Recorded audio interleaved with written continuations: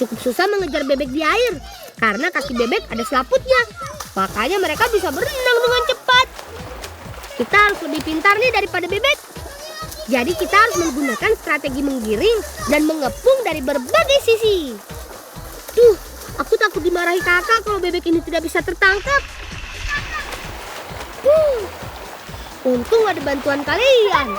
Kalau tidak ada kalian, pasti aku tidak akan bisa menangkap bebek ini. Terima kasih ya teman-teman. Ini dia tempat kesukaanku bermain, air terjun Cabang Cuy. Tapi kali ini aku bukan mau berenang teman, tetapi mau memasak bebek guling. Hehehe. Loh, kok masak bebek guling di sungai? Eits, tunggu dulu.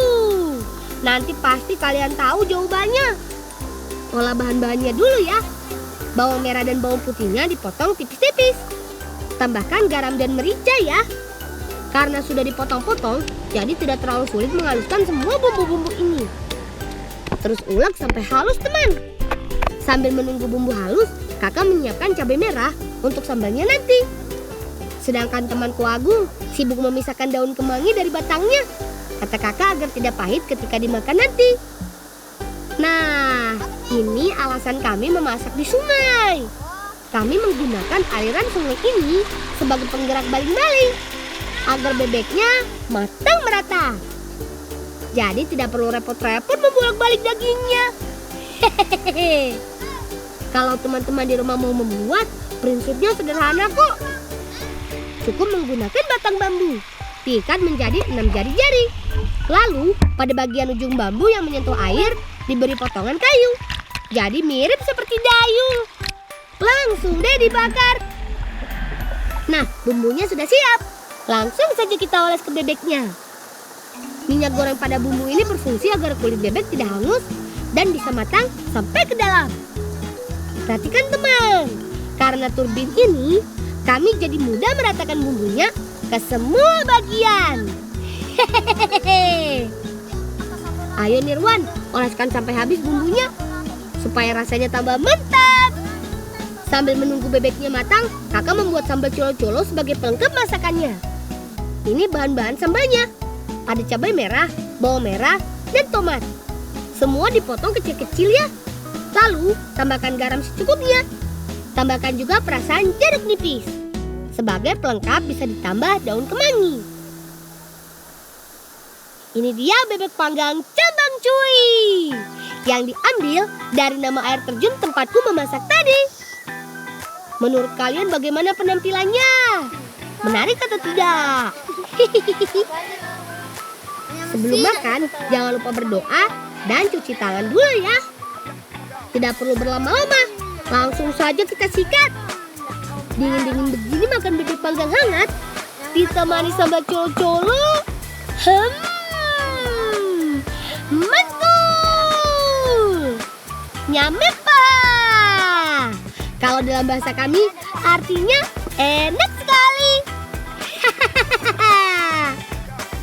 Sering-seringnya kau masak seperti ini supaya aku dan teman-teman jadi gemuk.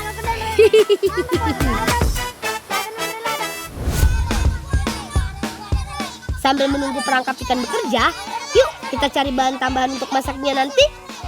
Teman, kalian kenal tidak tanaman ini? Apa ayo? Iya, benar. Buah asam. Buah ini cukup banyak di daerah kami. Langsung saja kita ambil buahnya yuk. Untung masih ada banyak buah yang bisa kita ambil.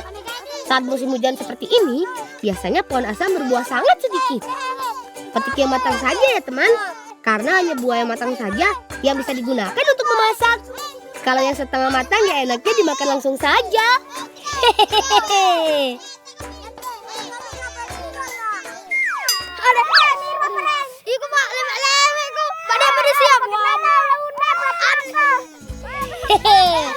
Maaf deh Nirwan, kan tidak sengaja. Ayo kumpulkan semua buah asamnya. Sudah cukup banyak buah asam yang kita ambil. Yuk lanjutkan petualangan kita.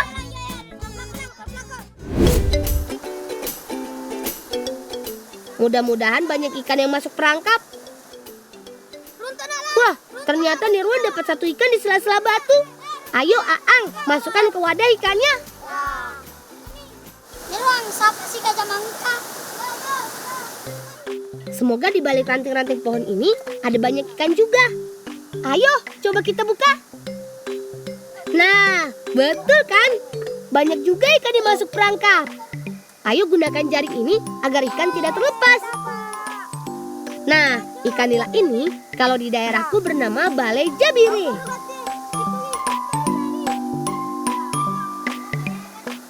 Penyelokan nasi.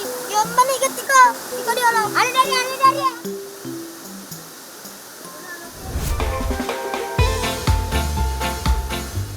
Sebelum dimasak, bersihkan dulu ikan dari sisik dan ususnya.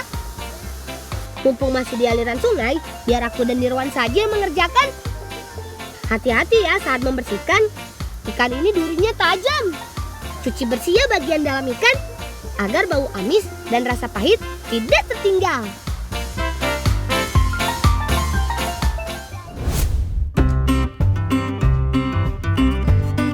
Rupanya Kamiya sudah menyiapkan bahan-bahannya nih. Kakak melumatkan buah asam yang kita petik tadi, sambil diberi tambahan air sampai encer. Sedangkan Aang dan Agung sibuk menyiapkan apinya.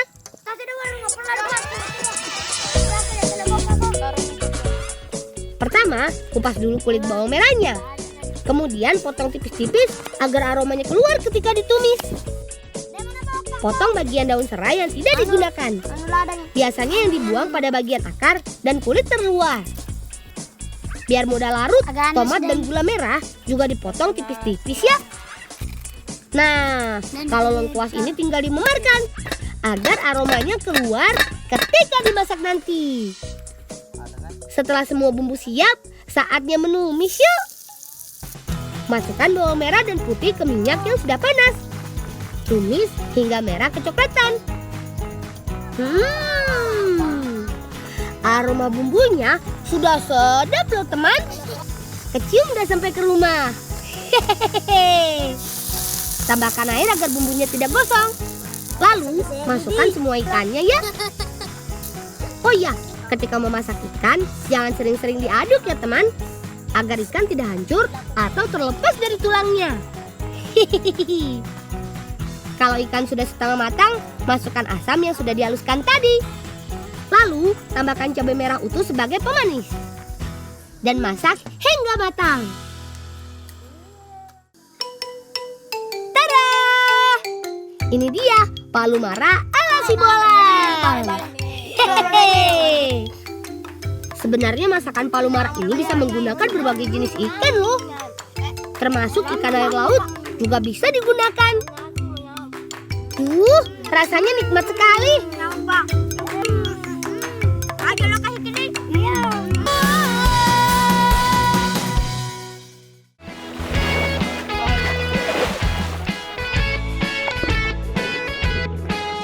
Gajah lumba-lumba, burung jadi temannya. Begitu kan lagu si bolang. Tapi kali ini bukan lumba-lumba yang kami ajak bermain, melainkan hiu paus. Aku mimpi apa ya semalam? Bisa berenang bersama raksasa yang lembut ini. Walau tidak agresif, sebaiknya jangan memegang tubuh mereka ya, agar kita maupun hiu paus tidak terluka. Di kampung kami, ikan raksasa ini biasa muncul saat para nelayan membuang ikan kecil dari bagan yang menjadi makanan kesukaannya. Selain itu, mereka juga suka udang dan plankton.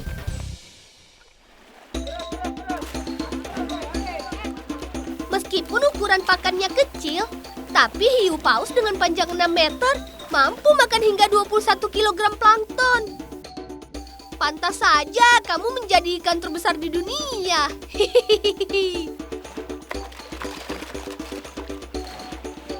Cara makan hiu paus unik loh, yaitu dengan menyaring plankton yang ada dalam air. Ayo yang di rumah, jangan malas makan ya, biar tumbuh sehat dan besar seperti sahabat alamku ini.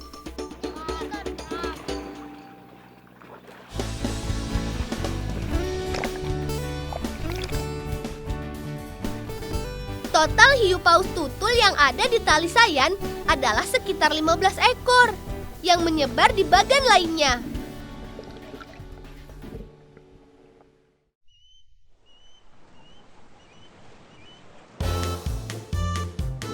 Woi, besarnya dapat kue. Nyamannya dibakar ini. Woi, bolang, kau marah itu si Rusdi, enak-enak di atas. Woi, Rusdi, kamu minggir saja situ. Aduh, makin tambah berat aja nih. Kawan, ikan yang sudah diambil dari bagan ini akan kami bawa ke tempat paman untuk diasinkan.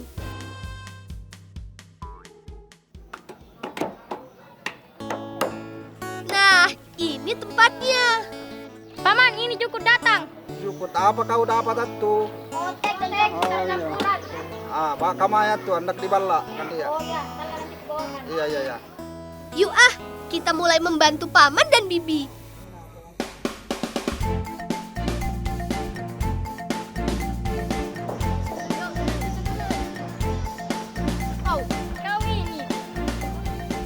Ikan yang menjadi juara di sini namanya ikan ote. Ini nih yang ukurannya besar. Hal pertama yang harus dilakukan adalah membuang isi perut ikan.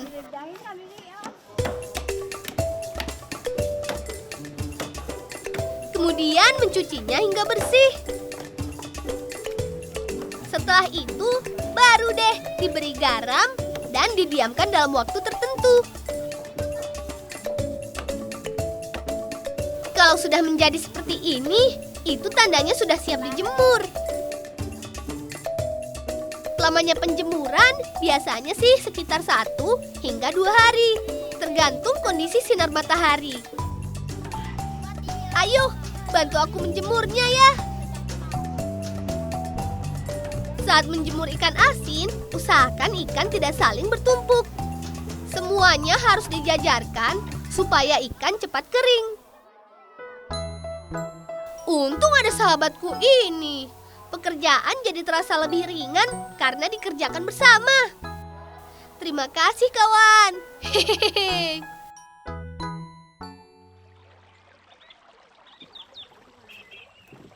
Aha, aku ada ide nih. Untuk menghilangkan pegal-pegal karena petualangan kita tadi. Kalian mau tahu? Yuk, ikuti kami.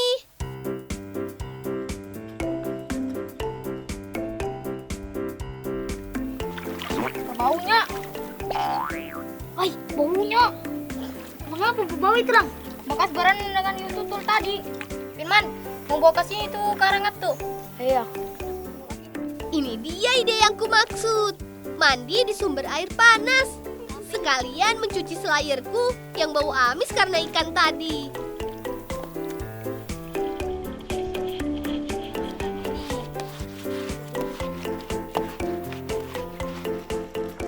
Sumber air panas Biatan ini berada di Kampung Biatan Bapinang, Kabupaten Berau, Kalimantan Timur.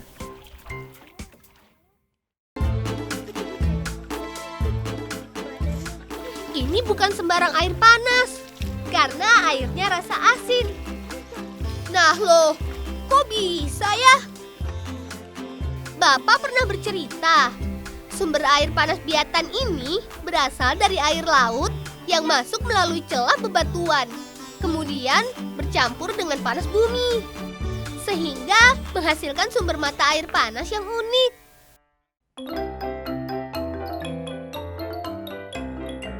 Kami anak-anak bumi Batiwakal yang tinggal di daerah Kecamatan Talisayan, Kalimantan Timur.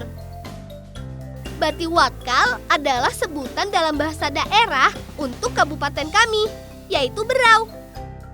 Yang artinya usaha masyarakat tidak henti-hentinya melaksanakan tugas kewajibannya, lengkap dan sempurna dengan jalan diridhoi oleh Tuhan Yang Maha Esa.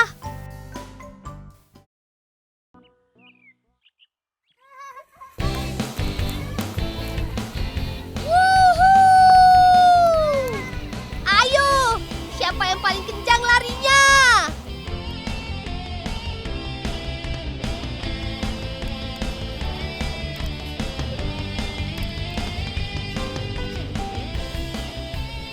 teman-teman, selain terkenal akan hasil lautnya, Kecamatan Talisayan juga memiliki tanah yang subur untuk ditanami sahang. Eits, pada tahu nggak nih sahang itu apa? Sahang adalah sebutan untuk tanaman lada. Ini kebun milik nenekku. Luasnya hektaran. Hebat ya.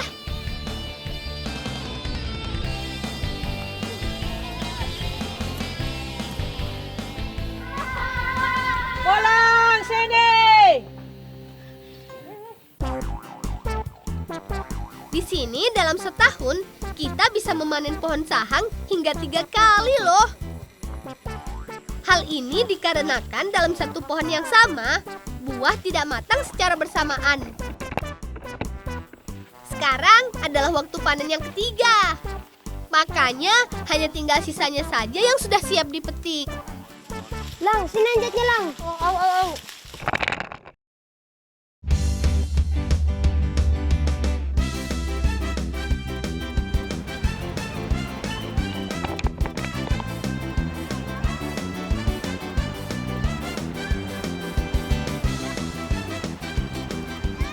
Sebelum menjualnya ke pengepul, sahang harus direndam terlebih dahulu di air mengalir.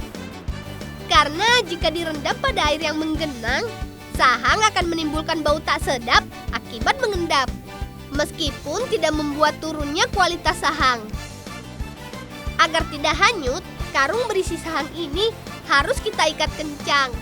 Kalau sampai hanyut, celakalah kita kawan.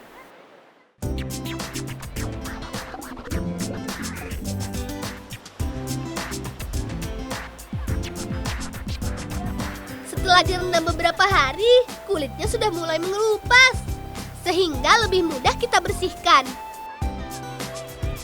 Tuh kan, dengan menggosokkan seperti ini, kulitnya langsung rontok. Sahang pun siap dijemur.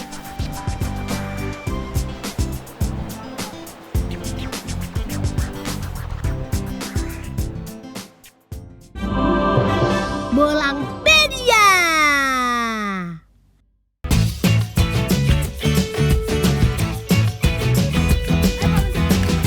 Hai Bolangers, masih pada di depan TV kan? Atau sedang makan siang sambil menghabiskan sate kurban? Ngomongin soal sate, siapa sih yang gak doyan sama makanan yang satu ini? Nah, ada yang tahu nggak asal-usul kenapa penyajian sate ini ditusuk? Ada yang bilang kalau penyajian sate ini karena pengaruh pedagang Gujarat India Tamil di abad ke-19. Dahulu orang daratan Jawa mengolah daging kambing dengan cara direbus, bukan dibakar, apalagi ditusuk.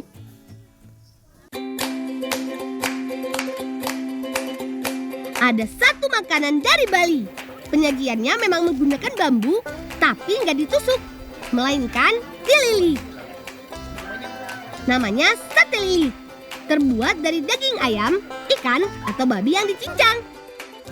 Dicampur dengan parutan kelapa dan bumbu khas Bali. Biasanya sate lilit dibuat saat ada upacara keagamaan atau acara besar sebagai bentuk penghormatan kepada dewa. Makanya ada yang bilang belum bisa disebut pria Bali deh kalau nggak bisa bikin sate lilit. Ada lagi nih. Kenapa kalau sate cocoknya disajikan pakai kecap manis? Ini jawabannya Bolangers. Sate kambing berbau tajam. Nah, kecap manis menyeimbangkan cita rasa kambing yang tajam. Ada tipsnya juga nih, biar daging sate yang kita bakar nggak terasa keras dan alot. Pakai air asam jawa atau dengan nanas.